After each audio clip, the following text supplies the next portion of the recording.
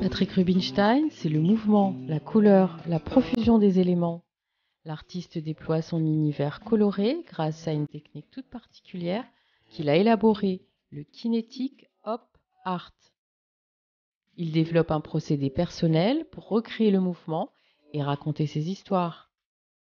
Mon travail est difficilement classable parce que c'est un mélange, c'est à la fois de l'op art, de l'art cinétique, mais qui vient puiser dans le pop art. Mon inspiration, je la puise au quotidien, des rencontres, des gens que je fréquente, de l'actualité, de l'air du temps, de tout ce qui se passe.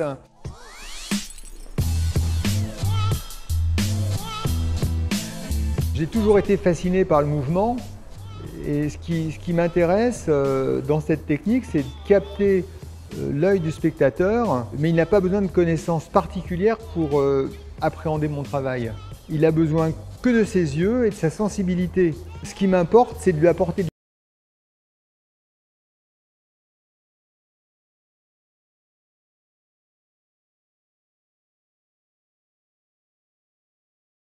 Je suis né à Paris et j'ai toujours vécu dans le quartier de Saint-Germain-des-Prés. J'allais à l'école rue Saint-Benoît. C'est une école qui est entourée de plein de galeries d'art, par lesquelles je passais certainement avant d'aller à l'école. Et je devais déjà jeter un coup d'œil sur toutes ces belles choses que les artistes faisaient déjà à l'époque.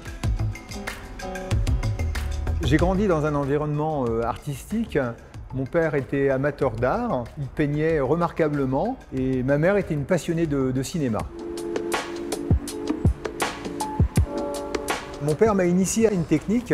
Il s'agissait qu'avec 2 portraits, faire un tableau. On a été chez ses amis, j'ai photographié les enfants de ses amis. Je prenais les photos, je les découpais en petites bandelettes que je collais sur des petites cornières en pyramide. D'un côté le frère, de l'autre côté la sœur, et puis le tableau était constitué et l'effet était vraiment bluffant. J'ai pu en vendre suffisamment pour m'acheter une petite voiture d'occasion à l'époque et ce souvenir s'est toujours resté gravé en moi. Voilà. Aujourd'hui, l'artiste a perfectionné sa technique et son langage. Il puise dans son musée personnel, marqué depuis son enfance par les maîtres de l'art cinétique. Il offre une œuvre au croisement du pop art et du street art. L'artiste s'exprime sur des grands formats avec une palette de couleurs primaires et des messages universels compris de tous.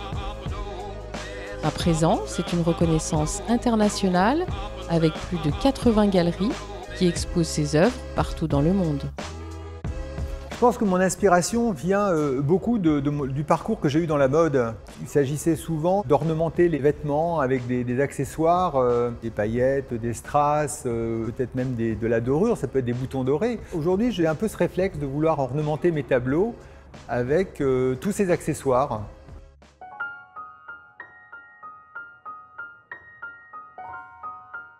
« 2019 marque un tournant dans le travail de l'artiste. La palette de couleurs explosives laisse peu à peu la place à un univers subtil et poétique.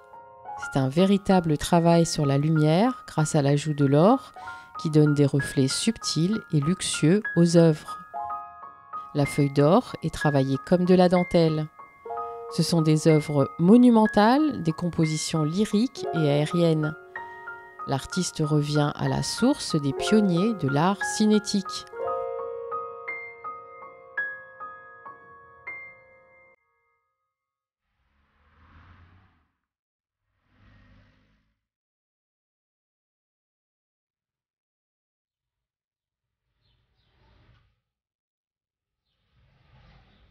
J'aime faire en sorte que le spectateur se balade, s'imprègne de l'œuvre et voie le changement. J'aime le surprendre. Mon plaisir, c'est qu'il ait de l'émotion en se baladant et en observant une toile.